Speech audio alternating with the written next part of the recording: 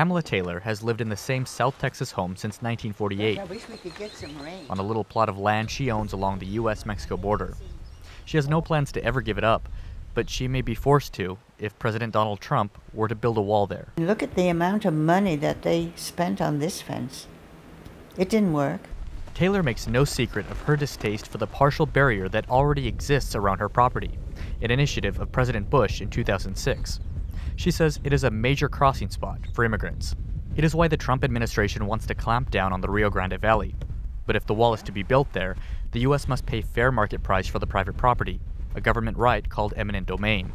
And that has angered area residents. What makes anybody think that they can go in and take away the homes of those people and say, well, sorry, this is, I don't think it's right.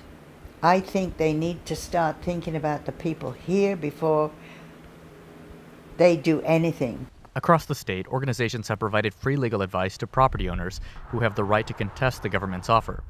According to the Texas Civil Rights Project, 330 condemnation orders were issued in South Texas in 2008 for President Bush's fence.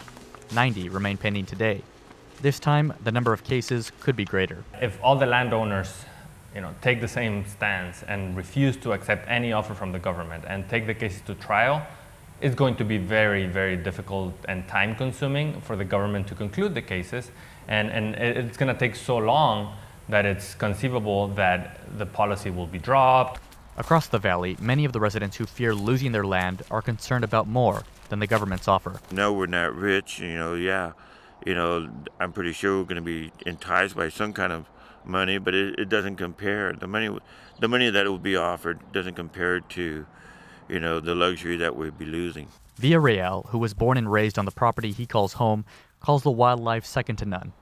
Should the government hand him a condemnation letter, he, like other South Texans, vows not to go down easy. Resistance all to the end.